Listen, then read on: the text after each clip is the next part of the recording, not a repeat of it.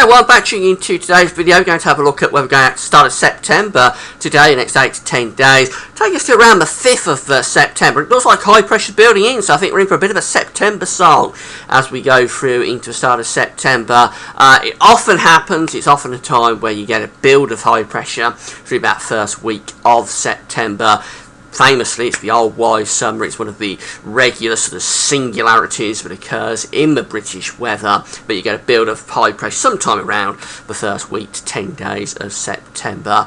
And it looks like this is going to be a classic example of that, with high pressure coming in. The Atlantic is pretty active though, so it may be niggled out at times. I'm not sure how long it'll last really. I wouldn't be at all surprised if it breaks down fairly quickly. It may not go on. Sometimes these high pressure systems at start of September can go on throughout the whole month really.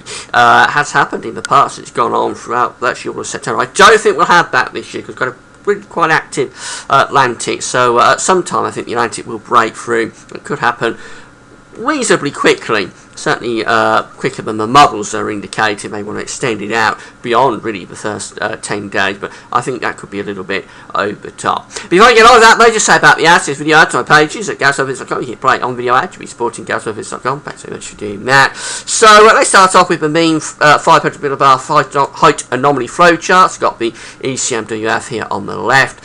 GFS is over on the right. 500 millibar, that's 80,000 feet, is the area in the atmosphere where high pressure, low pressure being moved around by the jet stream running above. These are the charts, mean flow charts, rate 10 days time, takes us around the 5th of September, and both of them, look at this, agree got a big area of above average height sitting right over top of British Isles. That's an area of high pressure being indicated on both models.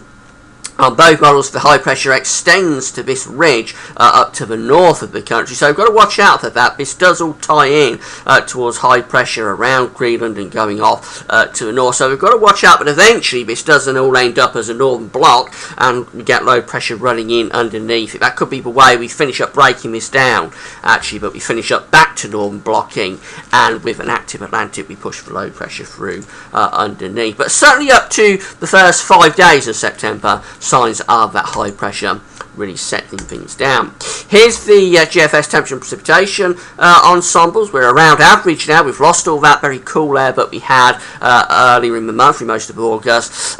This is September 1st just here. We see we're going to be around the red line, around the 30-year average for the foreseeable future. But then go through the first week of September, which is this period just here, many members of the ensemble are going a little bit above average. Not a desperately hot spell, but certainly going warmer than the average, I think, there through the first week of September. This is the 7th of September just here. Precipitation spikes show bad. We've got more rainfall coming up to the start of September. There will be rain coming through at times. Get through the first week of September though, and a definite drying trend is taking place. Could be another pulse of rain around the 1st, 2nd, but after that, a lot of dry ensemble members there, hardly any rainfall spikes to speak of, so a drying and warming trend definitely in evidence for the first week of September. The temperature anomaly for the next week, 26th to the 3rd, 26th of August to the 3rd of September, shows we're going to be around average or a little bit above perhaps down in the south. That's just picking up on that warming for the opening part of September, I think.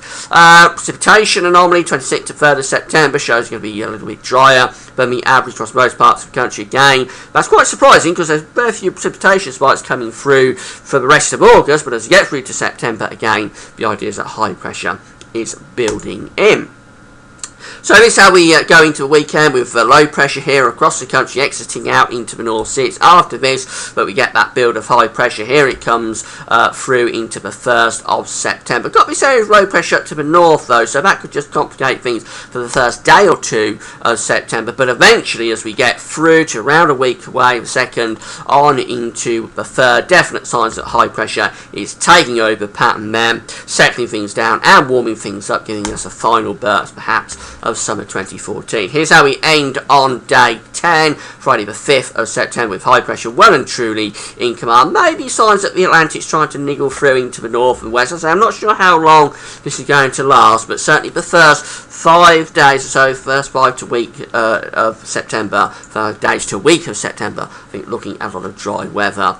The East MWF again shows the high pressure building in on the 1st of September to the south. We've got this deep area of low pressure to the north. Will take a little longer settle things down in the north, I think, as we go through next week. But eventually that high pressure by the middle of next week, Wednesday the 3rd, is firmly building in nicely across the country. And we end up on day 10, Friday the 5th, with the high pressure well and truly dominating. Lots of dry, fine, settled and warm late summer weather. Notice it does extend to this high pressure to the north of Scandinavia, so as I say, we've got to watch out, but eventually this doesn't all end up as a big blocking feature to the north with low pressure coming back in off the Atlantic. But as far as we can go to day 10, it looks like we've got a proper late summer, classic late summer spell of weather coming up. Finally with GM, the Canadian model, there's the high pressure building to the south in a week's time, Tuesday. By the time we get through to day 10, Friday the 5th, that high pressure is in nicely over the country. So that's it. It looks like we're in for a spell of late summer weather. We had a pretty grim August, but it looks like as we get through to September, the weather is settling down and warming up. It's not surprising, it happens very regularly,